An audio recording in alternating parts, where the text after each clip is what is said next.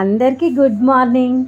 నా ఛానల్లో ఈరోజు సమ్మర్ వచ్చింది కదా, అందరికీ మామిడికాయ అంటే ఇష్టం. ఎక్కడికి వెళ్ళినా మామిడికాయలు కనిపిస్తాయి. ఎంతో ఈజీగా టేస్ట్గా సింపుల్గా మామిడికాయ పప్పు తయారీ విధానం మన ఛానల్ చూద్దాం రండి. కావలసిన పదార్థాలు: 2 మామిడికాయలు, 3 చిన్న టమాటాలు, 3 పచ్చిమిరపకాయలు, 1 కప్పు కొత్తిమీర.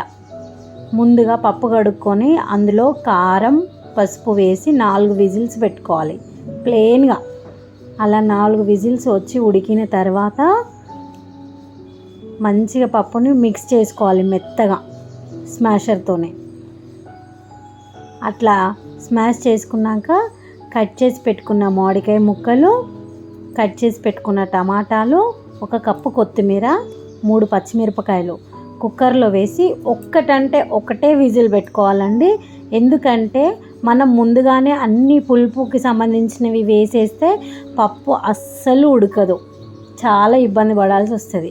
అందుకే పప్పు ఉడికిన తర్వాతనే పులుపుకి సంబంధించినవి ఏవైనా సరే కుక్కర్లో వేసి 1 విజిల్కి పెట్టుకోవాలి. అప్పుడు సూపర్ టేస్ట్ ఉంటుంది, పప్పు గుజ్జుగా మంచిగా తయారవుతుంది.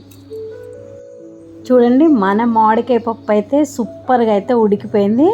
ఎంత సాఫ్ట్గా పలుకుగా మామిడికాయ ముక్కలు, చాలా బాగా టేస్ట్ ఉంటుందండి. ఎంతో ఈజీగా, ఎక్కువ ఖర్చు లేకుండా ఇంట్లో ఉన్న వాటితో చాలా టేస్ట్గా సింపుల్గా ఈజీగా చేసుకునే పప్పు.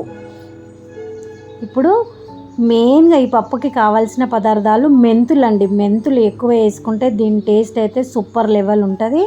ఆవాలు, జీలకర్ర, వెల్లుల్లి, మెంతులు, ఎండుమిరపకాయలు, కరివేపాకు వేసి మంచిగా పోపు అయితే వేసుకోవాలి. పోపు మంచిగా వేగిన తర్వాత మనం ఉడికిన పప్పులో వేసి మంచిగా కలుపుకోవాలా. చాలా బాగుంటుంది.